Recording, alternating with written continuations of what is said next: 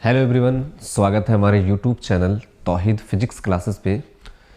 तो आज हम आपके लिए एक नया लेक्चर लेकर आए हैं।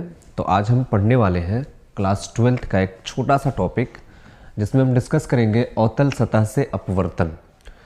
तो हम लोग पिछले लेक्चर में जैसा कि देखे थे उत्तल सतह से अपवर्तन, तो वहाँ पे एक फार्मूला आया था μ2/v minus μ1/u is equal to μ2 minus μ1/r। तो ये हम लोग उत्तल सतह से पहले से पढ़ चुके हैं, हम अपने चैनल पे अपलोड कर दिए हैं। तो उत्तल सतह से तो पढ़ लिए थे, लेकिन अब देखना है कि अवतल सतह से कैसे होगा। तो सेम वैसे ही है, सिर्फ है ना सरफेस चेंज होगा, थोड़ा बहुत कैलकुलेशन चेंज होगा और क्या। ठीक है, तो देखते हैं अवतल सतह से अपवर्तन क्या क्या होने वाला है इसमें। तो स्टार्ट करते हैं। तो देखो, उत्तल सतह से जब अपवर्तन पढ़े थे तो हम लोग को उत्तल सरफेस की आवश्यकता थी। अवतल सतह से अपवर्तन पढ़ेंगे तो अवतल सतह की आवश्यकता होगी। ठीक है, तो सबसे पहले हम एक अवतल सतह लेते हैं। तो मान लो ये अवतल सतह है मेरा। ठीक है, कांच का एक अवतल सतह ले लिए। ठीक है, ये अवतल सतह है और इसका कुछ ना कुछ अपवर्तनांक भी होगा। ठीक है,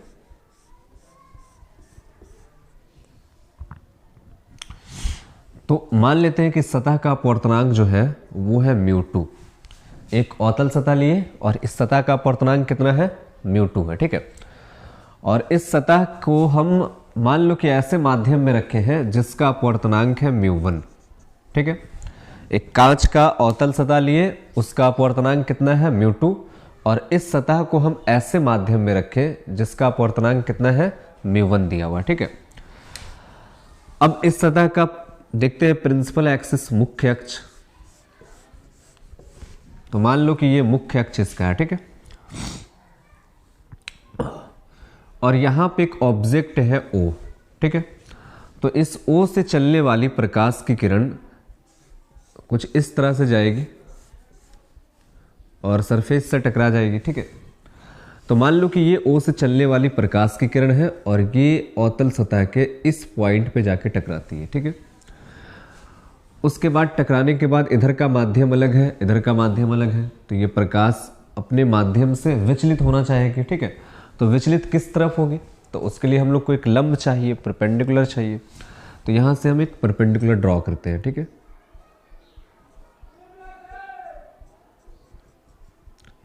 तो मान लो कि ये इस सतह का वक्रता केंद्र है। ठीक है, ये जो सतह दिख रहा है इस सतह का ये वक्रता केंद्र है। परपेंडिकुलर ड्रॉ कर लिए।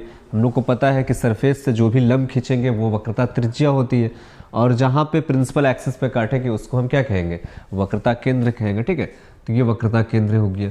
इस लंब को थोड़ा सा और पीछे बढ़ाएंगे तो कुछ वो इस तरह से दिखने वाला है। ठीक है, ये लंब है आपका।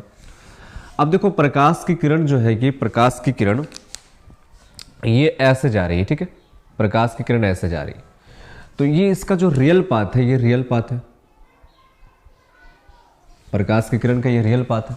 ठीक है, और ये इसका लंब है, ये रियल पाथ है, ये नॉर्मल है, अभिलंब है। ठीक है, इसको हम n से डिनोट कर सकते हैं, अभिलंब है। ठीक है, अब हम लोग को पता है कि जब प्रकाश की किरण विरल माध्यम से सघन माध्यम में जाती है, विरल क्यों है, क्योंकि कुछ देर के लिए अगर मान लो कि ये हवा में रखा हुआ है, ठीक है, तो ये विरल हो गया। और ये कांच का है तो ये सघन हो गया, क्योंकि हवा का जो अपवर्तनांक होता है कांच के कंपैरिजन में कम होता है, इसलिए विरल है ना, रेयरर। और ये क्या है, डेंसर हो गया।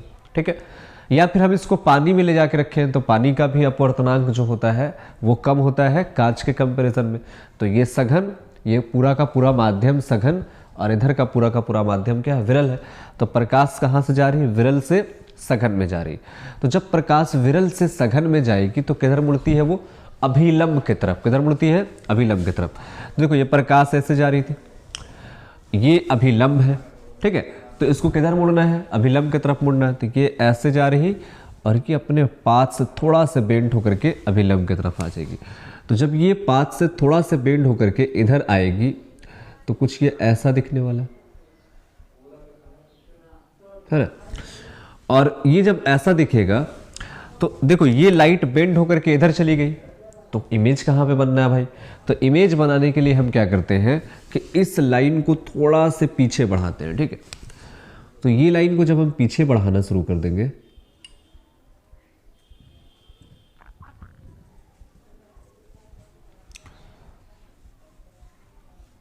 सीधा होता ही नहीं है।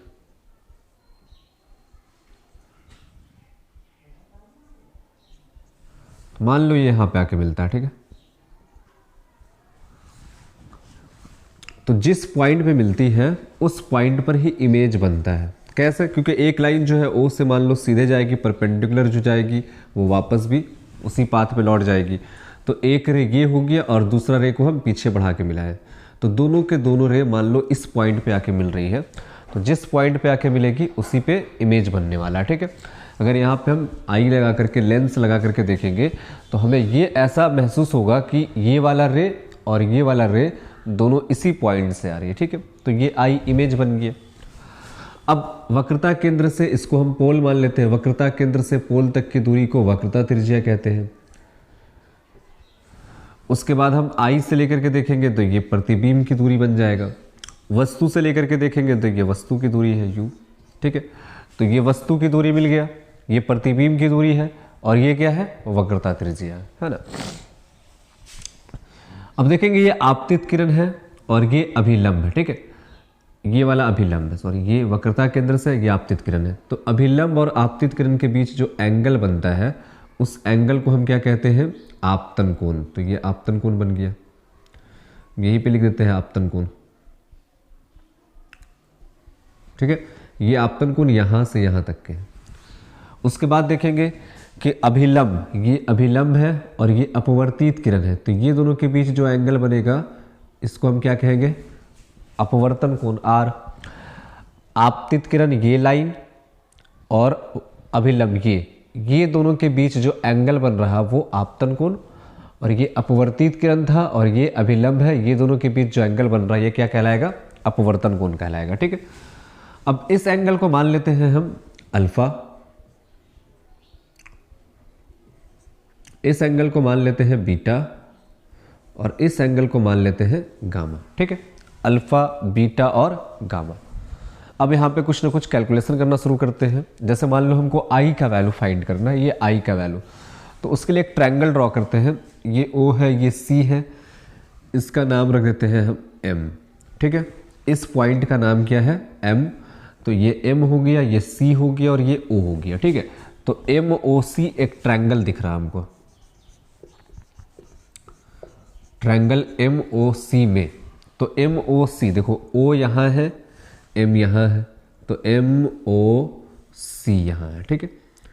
तो एम ओ सी की अगर बात करें हम तो एम ओ सी में देखेंगे और एम ओ सी में एंगल अल्फा जो है ये एक्सटीरियर एंगल है। देखो एम ओ सी, इसमें अल्फा क्या है? एक्सटीरियर एंगल है। तो अल्फा का वैल्यू जो होगा वो कहीं ना कहीं ये गामा प्लस, उसके बाद ये देख रहे हैं आई, ये दोनों के दोनों इंटीरियर एंगल है, तो गामा प्लस आई के बराबर होगा। अब यहां से अगर हम आई का वैल्यू निकालना चाहते हैं तो आई इज इक्वल टू क्या हो जाएगा? Alpha minus gamma. आई का वैल्यू मिल गया अल्फा माइनस गामा। अब इसी तरह से हम आर की बात करें कि आर कैसे फाइंड करेंगे, तब ने जाके स्नेल का नियम अप्लाई करेंगे इस पे, mu is equal to sine I by sine R. तो देखो आर कैसे फाइंड करेंगे, तो ये देखो आर यहाँ पे बन रहा, तो ठीक इसका सम्मुख कोण यहाँ पर भी बनेगा, तो आर ये दोनों लाइन पे भी बनेगा। यानी जो प्रतिबिंब वाला लाइन आ रहा और जो अभिलंब है दोनों के बीच का जो कोण बनने वाला है वो कोण कितना बनेगा? आर, क्योंकि यहाँ पर आर तो यहाँ भी क्या बनने वाला है? आर है ना, यहाँ आर बनने वाला, ठीक है। अब देखो ये आर है, ट्रायंगल की बात कर ले तो ट्रायंगल एम आई सी, ठीक है। ट्रायंगल एम आई सी में, तो एम आई सी में देखेंगे, एम आई सी में तो फिर से यहां देख रहे अल्फा एक्सटीरियर एंगल बन रहा, तो अल्फा इज इक्वल टू क्या हो जाएगा? अल्फा इज इक्वल टू हो जाएगा बीटा प्लस आर, ठीक है, बीटा प्लस आर। तो यहां से अगर हम आर का वैल्यू फाइंड करें तो आर इज इक्वल टू क्या हो जाएगा? आर इज इक्वल टू हो जाएगा अल्फा माइनस बीटा। इसको हम इक्वेशन फर्स्ट मान लेते हैं, इसको इक्वेशन हम सेकंड मान लेते हैं। तो आर भी मिल गया, आई भी मिल गया, है ना। अब यहाँ पे एक छोटा सा परपेंडिकुलर ड्रॉ करते हैं, क्योंकि ये सब जो है साइज में बहुत छोटा है, ठीक है। तो यहाँ से एक परपेंडिकुलर ड्रॉ कर दिए और इसका नाम रख देते हैं हम एम एन, ठीक है, ये नॉर्मल है, ये नॉर्मल था, ठीक है। तो एम एन नाम रख दिए इसका हम। अब एम एन नाम रख दिए हैं तो अब 1 बाई 1 करके हमको अल्फा का, गामा का वैल्यू, बीटा का वैल्यू और अल्फा का वैल्यू चाहिए, ठीक है। तो चलते हैं हम ट्रायंगल एम एन ओ में। तो एम एन ओ में चलेंगे तो गामा, तो tan गामा का वैल्यू हो जाएगा, tan गामा का वैल्यू क्या हो जाएगा, M N by O M. देखो tan गामा की बात हो रही तो गामा यहाँ एंगल बन रहा। अब tan थीटा लेना है तो ये पूरा ट्रायंगल को कंप्लीट करते हैं एम एन ओ, तो ये ऐसे जा रहा, ये इधर है, ठीक है, एम एन ओ। तो इस ट्रायंगल की अगर बात करेंगे तो गामा के लिए परपेंडिकुलर का काम कौन करेगा, एम एन, ठीक है, और बेस का काम कौन करेगा, ओ एन। तो M N by O N, O N, ठीक है, tan गामा का वैल्यू हो गया। इसी तरह से हम चलेंगे tan बीटा का वैल्यू निकालेंगे, तो ये अलग ट्रायंगल हो जाएगा। ट्रायंगल का वैल्यू है, नाम यहाँ पे एम आई एन,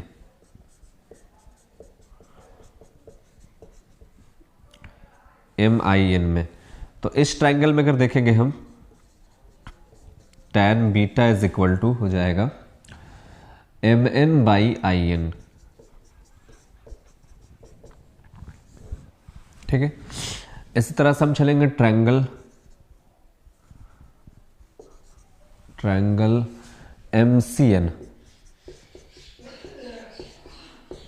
तो ट्रायंगल एम सी एन में क्या हो जाएगा, तो ट्रायंगल एम सी एन में आएगा tan alpha is equal to M N by C N, ठीक, तीनों का वैल्यू मिल गया। अब स्नेल के नियम से देखेंगे,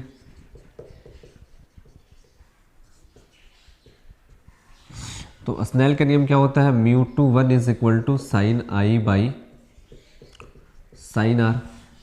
म्यू टू 1 क्या होता है, कहीं ना कहीं म्यू टू बाई म्यू 1 के बराबर होता है, तो साइन आई बाई क्या हो जाएगा, साइन आर, ठीक है। तो mu two by mu 1 is equal to sine I by sine R बन गया। अब तिरछा तिरछे गुना कर दे अगर, तो हो जाएगा mu two sine r is equal to mu 1 sine i. अब देख रहे हैं आर आई ये सब जो है बहुत ही छोटा वैल्यू है ना, एंगल का बहुत छोटा मान है, क्योंकि ये जो हम लोग सरफेस लेते हैं ये बहुत ही छोटा होता है और ऑब्जेक्ट वगैरह बहुत क्लोज रखा जाता है, ठीक है। तो आर, इससे पहले वाले लेक्चर में जब हम लोग स्फेरिकल सरफेस के बारे में पढ़ रहे थे, जहाँ पे उत्तल सरफेस के बारे में पढ़े हैं, तो वहाँ पे और अच्छे तरीके से डिटेल्स में समझे कि काहे ऐसे होता है, कौन का मान कितना छोटा होता है। तो अगर आर का वैल्यू और आई का वैल्यू बहुत छोटा है तो ये लगभग एंगल के बराबर आएगा, क्योंकि साइन में क्या होता है कि जितना एंगल का वैल्यू छोटा रहता है उतना उसका वैल्यू भी अपने आप में छोटा हो जाता है, ठीक है। तो कोण के छोटे मान के लिए ना, कोण के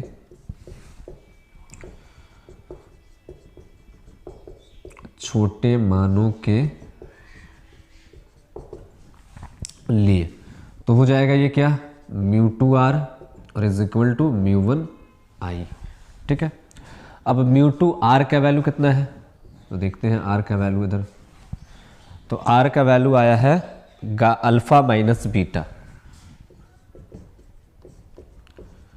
आई का वैल्यू कितना आया, तो आई का वैल्यू आया है अल्फा माइनस गामा। तो इतना पहले आप लोग लिखिए।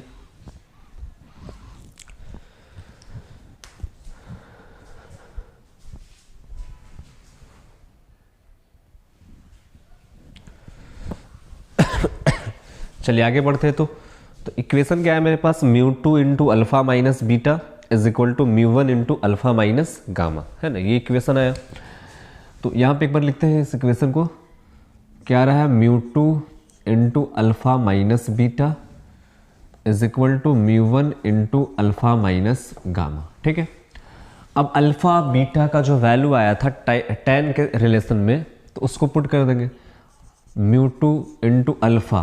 तो देखिए एंगल का छोटा मान है तो tan साइन ये सब लगभग किसके बराबर होगा, एंगल के बराबर हो जाएगा। तो अल्फा का वैल्यू कहीं ना कहीं आया था mn बाई सी एन, तो mn बाई सी एन यहाँ पर रख देंगे, बीच में साइन माइनस का है, माइनस लगा दिए। उसके बाद बीटा का वैल्यू क्या आया था, तो बीटा का वैल्यू आया था mn बाई आई एन, तो यहाँ पे रख दिए mn by I n is equal to μ1 जैसे है μ1 रहेगा। अल्फा का वैल्यू क्या आया था, तो फिर से देखेंगे mn बाई सी एन, ठीक है। और n और p लगभग एकदम आपस में एक दूसरे के क्लोज है, यानी कि cn का जो वैल्यू होगा वही cp का वैल्यू होगा। तो अल्फा का वैल्यू आया है mn बाई सी एन, बीच में साइन माइनस का। गामा का वैल्यू कितना आया था, तो mn by O N, mn by O N लिख दिए, ठीक है। अब देख रहे हैं mn mn mn mn दोनों तरफ है, तो कैंसिल हो गया mn से, कॉमन लेकर के काट दिए इसको, ठीक है। तो यहाँ पे क्या बच जाएगा, μ2 by C n minus μ2 by I N, ठीक है। और इधर क्या बचने वाला है, तो μ1 by C n minus μ1 by O N, ठीक है। ओ एन बच गया यहाँ पे, इसकी जरूरत नहीं है। अब देख रहे हैं कि Cn यहाँ पर भी है, Cn यहाँ पे है, तो डिनोमिनेटर अगर देखें तो दोनों का डिनोमिनेटर क्या है, इक्वल है, बराबर है। तो इसको एक तरफ कर लेते हैं और बाकी μ2 in को उस तरफ भेज देते हैं, ठीक है। तो देख रहे हैं μ2 बाई Cn और ये है μ1 बाई Cn, इधर आएगा तो माइनस में हो जाएगा μ1 by Cn is equal to μ2 by in, minus में है, उधर जाएगा तो प्लस में हो जाएगा μ2 by in minus μ1 by O n. कोई दिक्कत समझने में? Cn यहाँ भी है, Cn यहाँ भी है, तो इसका एलसीएम जब लेंगे तो Cn ही आएगा कहीं ना कहीं। तो ऊपर में बच गया μ2 माइनस μ1 बराबर μ2 बाई in जैसे है वैसे रहेगा और μ1 बाई ओ एन इधर जैसे है वैसे। अब सबका साइन कन्वेंशन देखते हैं कि Cn का वैल्यू क्या होगा, In का वैल्यू क्या होगा, On का वैल्यू क्या होगा साइन कन्वेंशन के साथ में। तो आते हैं इस पिक्चर में, तो सबसे पहले देखते हैं Cn का वैल्यू क्या होगा। तो C से लेकर के N तक की जो दूरी है वो R होगा। कई लोग को लग रहा है अच्छा P तक के होना चाहिए, तो अभी बताया कि ये जो परपेंडिकुलर ड्रॉ करते हैं ये इस जो भी है अवतल सतह, इस सतह के आर्परेचर द्वारक, ये जो झुकाव है ये झुकाव के ही बराबर बराबर में लेते हैं। मतलब ये दोनों लाइन में बहुत ज़्यादा डिफरेंस नहीं होता, बहुत कम डिफरेंस होता है। तो ये मान के चलते हैं कि n जो है ये p के काफ़ी क्लोज है, ठीक है। यानी हम n को समझे या फिर p को समझे, दोनों बात क्या है, बराबर है, ठीक है। तो n और p क्या है, काफ़ी क्लोज है। तो जो c से p तक की दूरी होगी वही दूरी क्या होगा, c से n तक के हो जाएगा, ठीक है। तो Cn का जो दूरी हुआ वो Cn का दूरी कितना हो जाएगा, r, क्योंकि Cp की दूरी r थी, ठीक है। वक्रता केंद्र से लेकर के ध्रुव तक की दूरी को क्या कहते हैं, वक्रता त्रिज्या कहते हैं। तो ये वक्रता त्रिज्या हो गया। अब इसका कन्वेंशन क्या होना चाहिए, साइन कन्वेंशन क्या होना चाहिए। तो देख रहे हैं कि ये आपतित किरण की दिशा इधर है और इसके अपोजिट डायरेक्शन में, तो माइनस में हो जाएगा, माइनस। इस तरह से In का जो दूरी होगा वो हो जाएगा माइनस भी, क्योंकि सब के सब डिस्टेंस जो है आपतित किरण के अपोजिट डायरेक्शन में, और यू तो ऑलवेज नेगेटिव होता है। तो O N is equal to हो जाएगा माइनस यू। तो तीनों का वैल्यू किस चीज में आया है, माइनस में आया। तो यहाँ पुट कर देंगे μ2 माइनस μ1 बटा Cn। Cn का वैल्यू क्या है, माइनस r बराबर μ2 बटा In का वैल्यू क्या है, तो In का वैल्यू है माइनस भी लिख दिए, माइनस μ1 का वैल्यू, सॉरी On का वैल्यू क्या है, तो On का वैल्यू है माइनस यू, है ना। On का वैल्यू है माइनस यू पुट कर दिए यहाँ पे। अब देख रहे हैं यहाँ भी माइनस, यहाँ भी माइनस और यहाँ भी माइनस, तो दोनों तरफ का माइनस कॉमन लेंगे तो कट जाएगा, है ना। दोनों ओर से माइनस कॉमन रखने पर तो माइनस से माइनस कैंसिल हो गया, तो बच गया क्या, μ2 minus μ1 by r is equal to μ2 by v minus μ1 by u। अरे ये तो वही फॉर्मूला आ गया ना जो हम लोग अभी स्फेरिकल सरफेस में जो पढ़े थे, उत्तल सरफेस में जो पढ़े थे, वही ये भी हो गया प्रूफ।